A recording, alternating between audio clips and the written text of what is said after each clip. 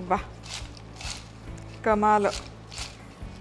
बघा काय कुरकुरीत हे वेफर्स झाले. पॅकेटमधले बटाटा वेफर्स आपण खातो, पण कमीत कमी त्रासात आणि कमीत कमी श्रमात घरी कसे हे बनवायचे तेही आपण बघणार आहोत.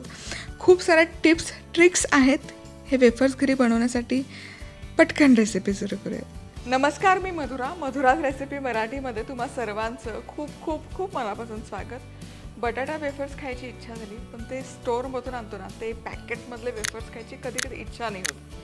मग घरच्या घरी फटाफट आपण दुकानातून आणतो ना, तसेच अगदी वेफर्स बनवून तयार होतात आणि कमी त्रासात कमी मेहनतीमध्ये. पण यासाठी काही महत्त्वाच्या टिप्स आहेत. सगळ्यात आधी तुम्ही बटाटा कुठला निवडता, तर शक्यतो बटाटा वेफर्स करण्यासाठी ना असा मोठा बटाटा घ्या. याला इंदोरी बटाटा असं देखील म्हटलं जातं. स्वच्छ धुवून घेतलेला आहे, धुवून पुसून घेतलेला हा बटाटा आहे. छोटे पांढरे पातळ सालीचे बटाटे नाही घ्यायचे, कारण त्यामध्ये ना स्टार्चचं प्रमाण खूप असतं आणि मग तळताना त्याचा रंग बदलतो आणि ते लालसर होतात. आणखी एक गोष्ट सगळ्यात महत्त्वाची म्हणजे बटाटा कधी फ्रीजमधला ठेवलेला नाही घ्यायचा.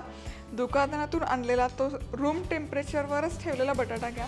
फ्रीजमध्ये ठेवलेला बटाटा असतो ना, त्यातलं साखरेचं प्रमाण वाढतं आणि मग तळताना त्याचा रंग पूर्ण बदलतो. सो या दोन महत्त्वाच्या टिप.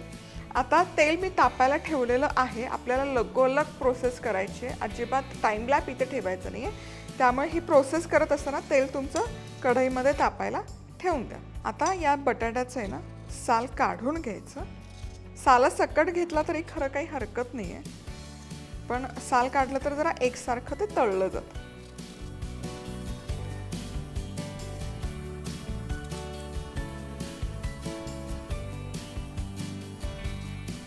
हे झालं की पुढे काय करूयात, एक प्लेट घ्यायची.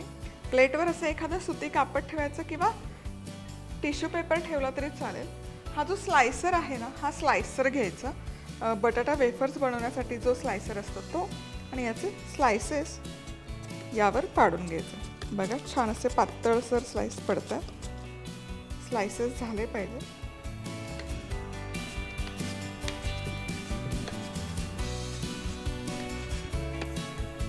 छान असे पातळ, म्हणजे माझं बोर्ड दिसतंय इतके असे हे ट्रान्सल्युसंट स्लायसेस तयार आहेत. अशाच मस्त चमचमीत आणि झणझणीत रेसिपीजसाठी मधुराज रेसिपी मराठीला सबस्क्राईब करा आणि त्याचबरोबर बेल आयकॉनवरही क्लिक करा. इथे छानपैकी आहे ना बटाटा सगळं असं काप करून झालेत. आता हे शेवटचे जे एजेस राहतात हे नाही केले तरी चालतील, किंवा हे असे उलट्या दिशेने, पण ते खूप बारीक बारीक होतात, एकसारखे नाही होत. आता इथे बघाल छान असे पातळसर वेफर्स तयार आहेत, एकदम ट्रान्सल्युसंट. पण यामध्ये ना पाणी खूप आहे, पचपचीत असा पाण्याचा अंश आहे. मग काय करायचं, हेच असं सुती कापड घ्यायचं किंवा टिश्यू पेपर घेतला तरी चालेल. हे पाणी यातलं पूर्ण आहे ना असं निथळून घ्यायचं, जितकं शक्य असेल तितकं. हे पूर्ण असं ड्राय आउट करायचं, म्हणजे मग वेफर्स पटकन तळले जातात, त्यातलं स्टार्च कमी होतं. चला, आता ते तेल तापवलेलं आहे, पण खूप कडकडीत गरम नाही करायचं. तेल छान गरम झालं की गॅस मंद आचेवर करून घ्यायचा. आणि हे बघा, हे काही मी टिश्यू पेपरवर काढून ठेवलेत. हे वेफर्स तेलामध्ये सोडून, आणि खूप सारे वेफर्स आहेत ना पाडून ठेवायचे नाही, नाहीतर आहे ना ते काळे पडतात. त्यामुळे मी एकच बटाटा केलेला आहे आणि त्याचे एक बॅच तळत असताना मग पुढचे तुम्ही करू शकता.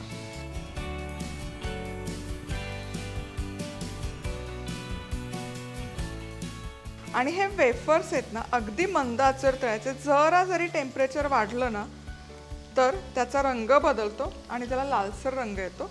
त्यामुळे ही अगदी महत्त्वाची स्टेप आहे की अगदी मंद आचेवर गॅस ठेवा, म्हणजे ते छान असे खुसखुशीत कुरकुरीत तळले जाते. चला, आता इथे ना बघा छान असे बदामी रंगावर खरपूस हे वेफर्स तळून झालेले आहेत. छान असा एकसारखा रंग आला, मस्त कुरकुरीत झालेले आहेत. आता हे काढूया टिश्यू पेपरवर. मस्त एकसारखा असा बदामी रंग आलेला आहे सगळ्या वेफर्सना आणि एकदम हलके झालेले आहेत. आता याच पद्धतीने ना सगळे वेफर्स तळून घ्यायचे. अगदी मंद आचेवर ठेवायचं तुम्ही एकदम हाय हीटवर ठेवलं ना तर हे वेफर्स एकदम लाल बुंद तळले जातील आणि मऊ पडतील, आतमध्ये कच्चे राहतील. त्यामुळे माझं इंडक्शनचं सेटिंग 1 to 10 आहे, तर मी इथे 3 वरच ठेवलेलं आहे. चला ही बॅच पण तुम्हाला एक छान तळून दाखवते. वाह, चला ही पुढची बॅच पण छानपैकी तळून तयार आहे. मस्त दिसत आहेत, छान असा सोनेरी रंग आलेला आहे बघा. आता पूर्ण यातलं तेल निथळलं की हे काढूयात टिश्यू पेपरवर. काय हलके दिसतात, वा वा. आणि आता याच पद्धतीने सगळे वेफर्स तळून घ्यायचे. आणि मी पुन्हा सांगते की हे अजिबात आहे ना हवेशी संपर्क आला या वेफर्सचा की ते काळे पडणार. त्यामुळे जसे लागतील, आता एकाकडे जर 6 तुमचे मावत असतील तर तेवढे स्लाइस करून घ्या. अगदीच ते शक्य नसेल तर मग सरळ मग पाण्यात वेफर्स ठेवा आणि मग जेव्हा तुम्हाला तेलामध्ये सोडायचे ना तेव्हा ते कोरडे करून मग तेलात सोडा. चला आता मी हे सगळं करून घेते. चला इथे सगळे वेफर्स छान तळून झालेत बघा, मस्त असे कुरकुरीत तर झालेत. आता यामध्ये घालायचं लाल तिखट प्रमाणे, थोडं ना उपवासाला नसेल खात तर चाट मसाला, काळं मीठ जरी घातलं ना एकदम चटपटीत लागतात. वाह, कमाल बघा, मस्त एकदम कुरकुरीत होतात हे वेफर्स, जबरदस्त. आता खरं हे पटकन संपतात, म्हणजे जेव्हा तुम्हाला खायचंच ना, मी हे नाही सजेस्ट करणार की करून तुम्ही हवाबंद डब्यात ठेवा. कारण एक बटाटा मी जो घेतला होता त्याच्यात एवढे कढईभर झालेले, बऱ्यापैकी मोठा बटाट्याचा आकार होता.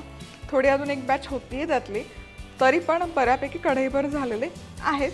पण तुम्हाला अगदीच जास्त दिवसांसाठी बनवून ठेवायचे असतील तर मग मात्र हे थंड झाले की एखादा झिपलॉक बॅगेत भरा, डब्यामध्ये भरण्यापेक्षा. म्हणजे झिपलॉकमध्ये हवा पूर्ण बाहेर येते, त्यात हवा राहत नाही आणि आपले वेफर्सही मग छान कुरकुरीत त्यात टिकतील.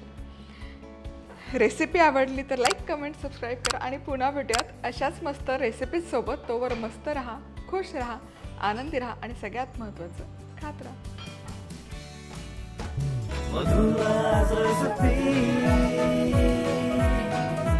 मधुराज रेसिपी, महाराष्ट्राची अस्सल चव.